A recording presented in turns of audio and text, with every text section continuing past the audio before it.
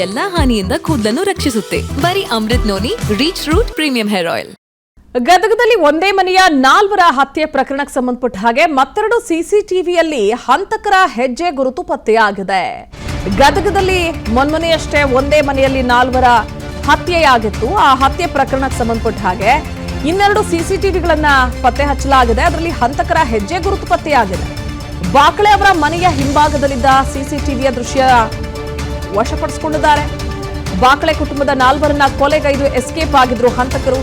ಮನೆ ಹಿಂಬದಿಯ ಚರಂಡಿಯಲ್ಲಿ ಚಾಕು ಎಸೆದು ಅವರು ಎಸ್ಕೇಪ್ ಆಗಿದ್ರು. ಏಪ್ರಿಲ್ 19ರ ಮಧ್ಯರಾತ್ರಿ 3 ಗಂಟೆಗೆ ನಡೆದಿದ್ದಂತಹ ಘಟನೆ ಇದು. ನಗರಸಭೆ ಉಪಾಧ್ಯಕ್ಷೆ ಸುನಂದಾ ಪುತ್ರ ಸೇರಿ 4ರ ಹತ್ಯೆಯಾಗಿತ್ತು. 5 ಹಂತಕರು ಸೇರಿ ನಡೆಸಿರುವ ಕೃತ್ಯ ಅಂತ ಬಯಲಿಗೆಳಲಾಗಿದೆ. ಪೂರ್ವ ನಿಯೋಜಿತ ಕೃತ್ಯ ಅಂತ ಗದಗದ ಎಸ್ಪಿ ಮಾಹಿತಿಯನ್ನು ಒದಗಿಸಿದ್ದಾರೆ. ಗದಗದಲ್ಲಿ ಒಂದೇ ಕುಟುಂಬದ 4ರನ್ನ ಮಧ್ಯರಾತ್ರಿ 3 ಗಂಟೆಗೆ ಬಂದು ಹತ್ಯೆ ಮಾಡಿ ಎಸ್ಕೇಪ್ ಆಗಿದ್ದಾರೆ ಹಂತಕರು. ಅವರ ಮನೆಯ ಹಿಂಭಾಗದ ಸಿಸಿಟಿವಿಯ ದೃಶ್ಯಾವಳಿಗಳಲ್ಲಿ ಕಂಡು ಬಂದಿದೆ ಹಂತಕರ ಹೆಜ್ಜೆ ಗುರುತು. ದೃಶ್ಯಗಳಲ್ಲಿ ಗಮನಿಸ್ತಾ ಇದ್ದೀರಿ. ವೈಟ್ ಅಂಡ್ ವೈಟ್ ನಲ್ಲಿ ಒಬ್ಬ ವ್ಯಕ್ತಿಯಲ್ಲಿ ಓಡಾಡ್ತಾ ಇದ್ದಾನೆ. ಚರಂಡಿಗೆ ಚಾಕು ಎಸೆದು ಅವರು ಎಸ್ಕೇಪ್ ಆಗಿದ್ರು ಹಂತಕರು.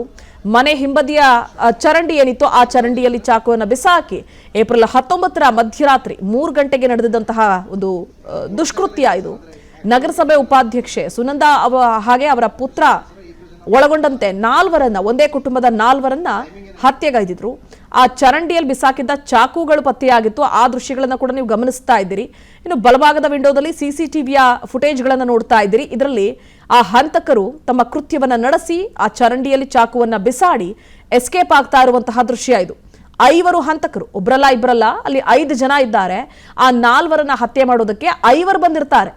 ಐ ಥಿಂಕ್ ಎಲ್ಲರೂ ಕೂಡ ವೈಟ್ ಅಂಡ್ ವೈಟ್ ಅಲ್ಲಿ ಇದ್ದಾರೆ, ಅಥವಾ ಸಿಸಿಟಿವಿಯ ಫುಟೇಜ್ಗಳಲ್ಲಿ ಆ ಒಂದು ಲೈಟಿಂಗ್ಸ್ಗೆ ಆ ಬಣ್ಣ ಬಿಳಿಯಾಗಿ ಕಾಣಿಸ್ತಾ ಇದೆಯಾ ಗೊತ್ತಿಲ್ಲ. ಬಟ್ ಅಲ್ಲಿ ಕ್ಯಾಪ್ ಅನ್ನ ಹಾಕಿರ್ತಾರೆ. 5 ಜನ ಸಲೀಸಾಗಿ ನಮಗೇನು ಗೊತ್ತೇ ಇಲ್ಲ ಅನ್ನೋ ರೀತಿಯಲ್ಲಿ ಅಲ್ಲಿ ಕೊಲೆ ಮಾಡಿ ಅಲ್ಲಿಂದ ಹೊರಟು ಹೋಗ್ತಾ ಇರುವಂತಹ ದೃಶ್ಯ ಇದು. ಒಂದೇ ಕುಟುಂಬದ 4ರನ್ನ ಹತ್ಯೆ ಮಾಡಿದ್ದಾರೆ. ಅಂದ್ರೆ ಇದು ಪೂರ್ವ ನಿಯೋಜಿತ ಕೃತ್ಯ. ಒಂದು ಕಡೆ ಹಣದ ವಿಚಾರ, ಮತ್ತೊಂದು ಕಡೆ ಆಸ್ತಿಯ ವ್ಯಾಜ್ಯ ಅನ್ನುವಂತಹ ಅನುಮಾನ ಕೂಡ ವ್ಯಕ್ತವಾಗಿತ್ತು.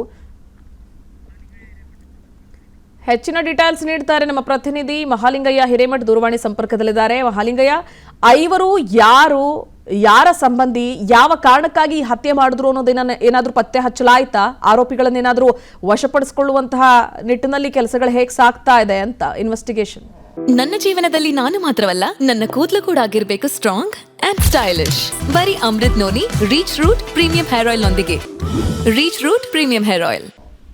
ಎಸ್ ಪ್ರತಿಭಾ, ನಿಜಕ್ಕೂ ಕೂಡ ಮುದ್ರಣ ಕೃಷಿ ಗದಗ ಬೆಟಗೇರಿ ಏಪ್ರಿಲ್ 19ರಂದು ಏನು ಈ ಮಧ್ಯರಾತ್ರಿ ನಡೆರತಕ್ಕಂತ ಘಟನೆಗೆ ಸಾಕಷ್ಟು ಒಂದು ಬೆಚ್ಚಿ ಬಿದ್ದಿದ್ದು ಅಂತ ಹೇಳ್ಬೋದು. ಯಾಕಂದ್ರೆ ಏಕಾಏಕಿ ಮಲಗಿದವ್ರನ್ನ 4 ಜನರನ್ನ ಮಲಗಿದಲ್ಲೇ ಒಂದು ಹತ್ಯೆ ಮಾಡಿ ಒಂದು ಕೊಲೆಗೀಡು ಮಾಡಿರ್ತಕ್ಕಂಥ ಘಟನೆಗೆ ನಿಜಕ್ಕೂ ಕೂಡ ಗದಗ ಜನ ಸಾಕಷ್ಟು ಒಂದು ಆತಂಕ ಜನಗೊಂಡಿರ್ತಕ್ಕಂಥದ್ದು. ಆದ್ರೆ ಇದು ಸ್ವತಃ ಗದಗ ಎಸ್ಪಿ BS ನೇಮಗೌಡ ಅವರು ಹೇಳಿದ ಪ್ರಕಾರ ಇದು ಪೂರ್ವ ನಿಯೋಜಿತ ಕೃತ್ಯ. ಅಂದ್ರೆ ಅವರ ಕೌಟುಂಬಿಕ ಕಲಹ, ಯಾವುದೇ ಒಂದು ರಾಜಕೀಯ ಉದ್ದೇಶ ಅಲ್ಲ ಅಥವಾ ದರೋಡೆ ಉದ್ದೇಶ ಅಲ್ಲ. ಹೀಗಾಗಿ ಇದು ಕೌಟುಂಬಿಕ ಕಲ, ಅಂದ್ರೆ ಅವರ ವೈಯಕ್ತಿಕ ಒಂದು ಕುಟುಂಬದಲ್ಲಿ ಇರತಕ್ಕಂಥ ಒಂದು ದ್ವೇಷದ ಹಿನ್ನೆಲೆ ಇದು ನೆಂದಿರತಕ್ಕಂತ ಒಂದು ಸುಳಿವು ಸಿಕ್ಕಿರ್ತಕ್ಕಂಥದ್ದು. ಜೊತೆಗೆ ಆ ಸಿಸಿಟಿವಿ ದೃಶ್ಯಗಳು ಈಗಾಗಲೇ ಒಂದು ವಿಸ್ತಾರ ನ್ಯೂಸ್ಗೆ ಲಭ್ಯವಾಗಿರ್ತಕ್ಕಂಥದ್ದು.